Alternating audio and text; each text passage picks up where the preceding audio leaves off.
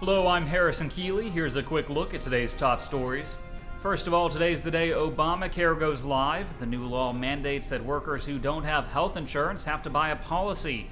And today we're getting our first look at just what those private health insurance plans will cost.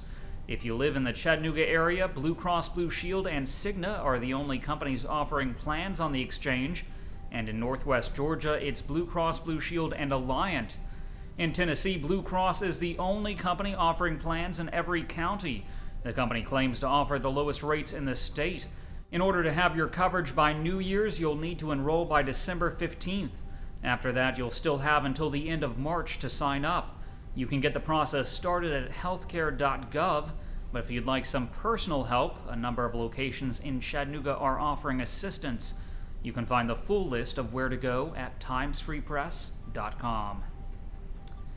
The city of Chattanooga is appealing an order to rehire 2 police officers who were fired after an inmate was beaten.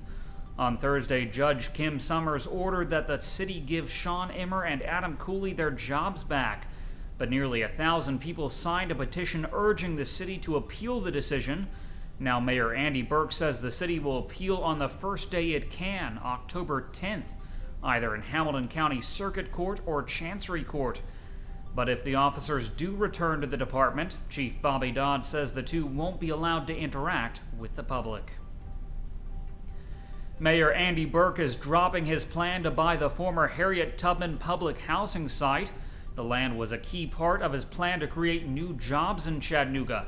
Now, 2 months later, he's withdrawn his $1 million bid for the site. The mayor says he initially believed the Chattanooga Housing Authority would consider the offer, but he says Executive Director Betsy McCright told him the board now only plans to sell to the highest bidder. City Council and Chamber of Commerce leaders say they're disappointed by the decision. McCright says the highest current offer for the Tubman site is about $2.85 million. A contract dispute is threatening to knock Channel 12 off the air on Friday. That's the day before WDEF is scheduled to air the big game between Georgia and Tennessee.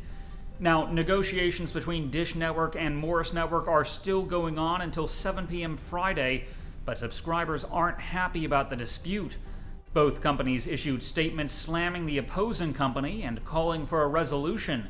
Dish says Morris is hiking the price to 3 times higher than the current rate, but Morris says they're simply asking for rates similar to what cable companies are paying.